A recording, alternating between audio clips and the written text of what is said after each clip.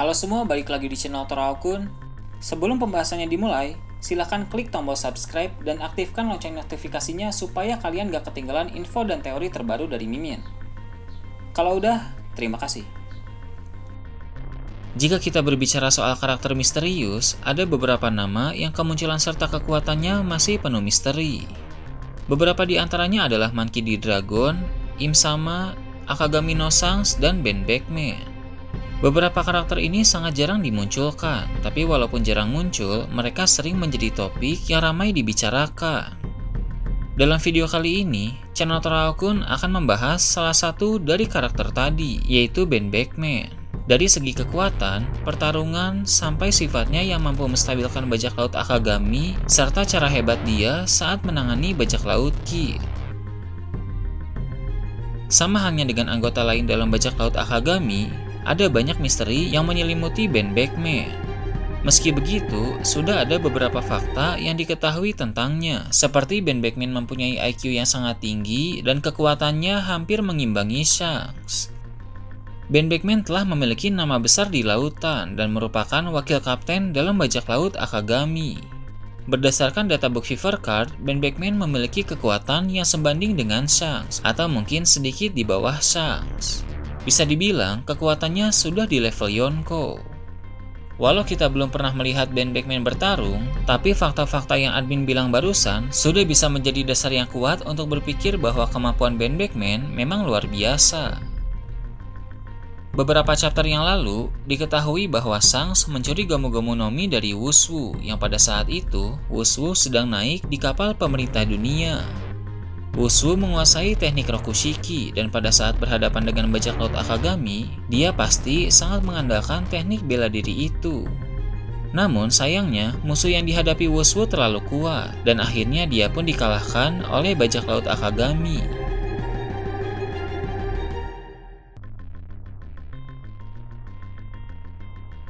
Berbicara soal kekuatan, admin memiliki pendapat soal kekuatan dari Ben Beckman.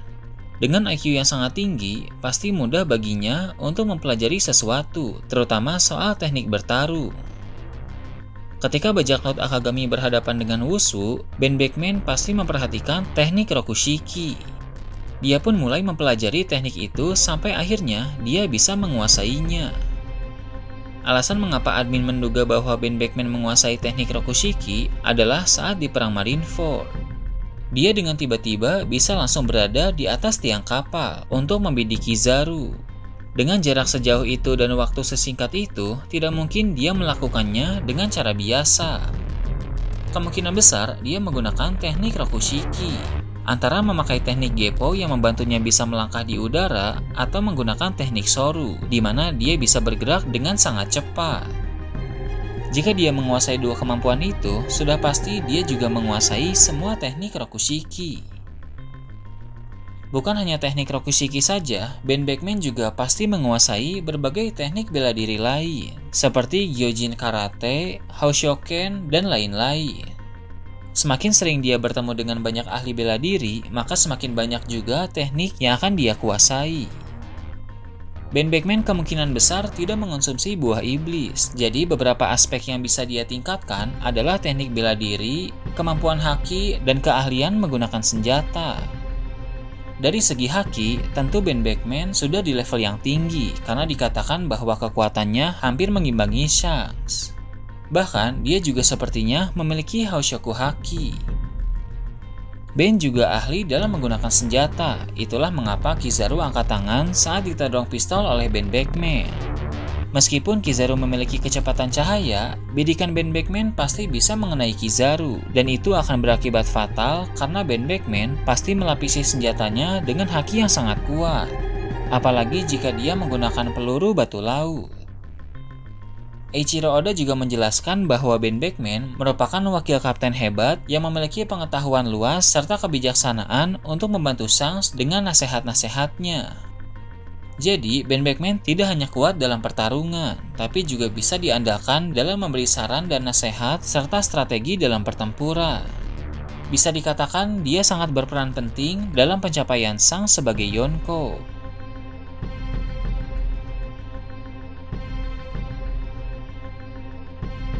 ada salah satu bajak laut generasi terburuk yang menjadikan Shanks sebagai target. Dia adalah Eustace Kid. Dari awal masuk dunia baru, Kid sudah berencana akan mengincar Shanks dan pergi ke markas bajak laut Akagami. Alasan mengapa dia menjadikan Shanks sebagai target mungkin karena kekuatan magnet milik Kid sangat menguntungkan jika melawan Shanks. Shanks adalah pengguna pedang dan sebagian besar anggota bajak laut Akagami menggunakan pedang dan pistol. Kid mungkin berpikir dia bisa menang jika menarik semua senjata milik bajak laut Akagami. Namun ternyata tidak semudah itu. Bajak laut Kid diketahui kalah telak dari bajak laut Akagami, bahkan Kid juga sampai kehilangan lengan kirinya. Ada beberapa spekulasi seperti apa pertarungan itu terjadi. Yang pertama, haki milik bajak laut Akagami lebih kuat dibanding Kid, sehingga kekuatan magnet milik Kid tidak dapat menarik senjata mereka. Kemungkinan kedua, Kid sudah berhasil menarik senjata para bajak laut Akagami. Tapi ternyata bajak laut Akagami tidak hanya mengandalkan senjata saja, tapi juga bela diri. Seperti yang admin bahas tadi, Ben Beckman menguasai berbagai jenis bela diri, termasuk Rokushiki. Walaupun Ben Beckman tidak memegang senjata, dia tetap bisa mengalahkan Kid. Setelah Kid kalah, semua senjata yang ditariknya pun kembali diambil oleh para bajak laut Akagami. Sebagai peringatan karena telah mengacau di markas Shanks, salah satu anggota bajak laut Akagami pun memotong lengan kiri Kid. Entah yang memotongnya adalah Shanks, Ben Beckman, atau salah satu anggota lain. Bukan hal aneh jika bajak laut Akagami melakukan hal seperti itu. Saat di desa Fusa saja, Lakiru dengan santai menembak bandit gunung di kepalanya, jadi memotong lengan kiri Kid bukanlah hal yang aneh. Dalam chapter 957, Angkatan Laut berkata bahwa bajak laut Akagami merupakan kelompok bajak laut yang tidak tertembus. Semua krunya memiliki peranan besar di kelompok tersebut, terutama 3 anggota kepercayaan Shanks, yaitu Ben Beckman, Lakiru, dan Yasuo. Sebelum seseorang ingin menghadapi Shanks, dia harus menghadapi dulu 3 orang itu yang digadang-gadang memiliki nama besar di lautan.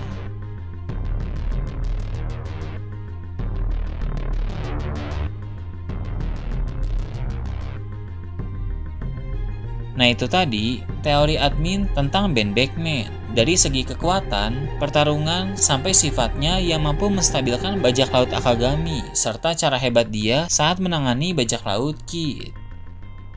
Gimana menurut kalian? Silahkan tulis di kolom komentar di bawah.